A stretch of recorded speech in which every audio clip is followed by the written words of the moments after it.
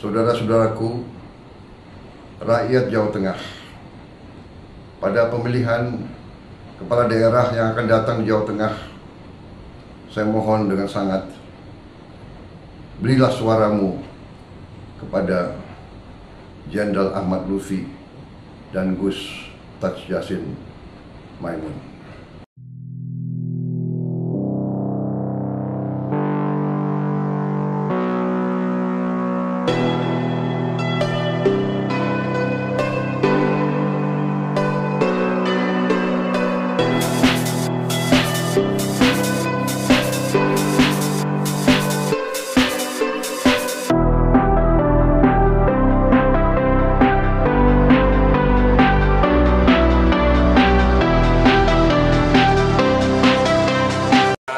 Beliau adalah ketua parpol ya. Pada saat itu hari Minggu ketemu kami, yang jelas beliau dukung kami. Intinya itu. Suatu dukungan yang sangat berarti bagi Mas Lutfi dengan Gus Yassin.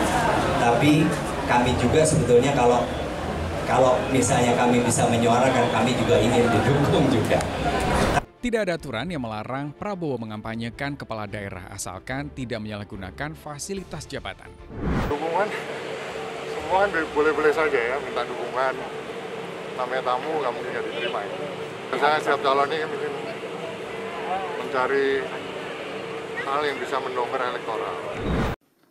Ketika kemudian Presiden Republik Indonesia yang sangat kita hormati Pak Prabowo Subianto, ternyata kemudian menjadi endorser, promotor untuk satu pasangan calon gubernur di Jawa Tengah.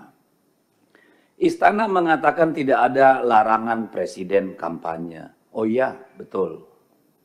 Tapi undang-undang kita mensyaratkan kalau mau kampanye harus cuti. Jadi juru bicara istana ini nggak ngerti undang-undang.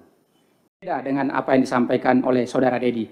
Terkait soal mengendorse calon di Jawa Tengah, saya pikir tidak ada larangan presiden, semua pejabat pemerintah, setingkat menteri, dan undang-undangnya sudah jelas.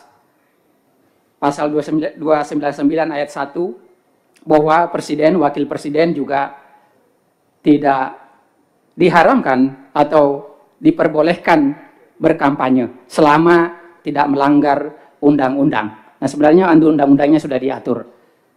Bawaslu sampai saat ini masih mengecek dan mengkaji video ini. Merujuk pada putusan Mahkamah Konstitusi nomor 52 tahun 2024 secara hukum pejabat negara termasuk presiden dapat ikut dalam kampanye dengan mengambil izin kampanye sesuai dengan ketentuan peraturan perundang-undangan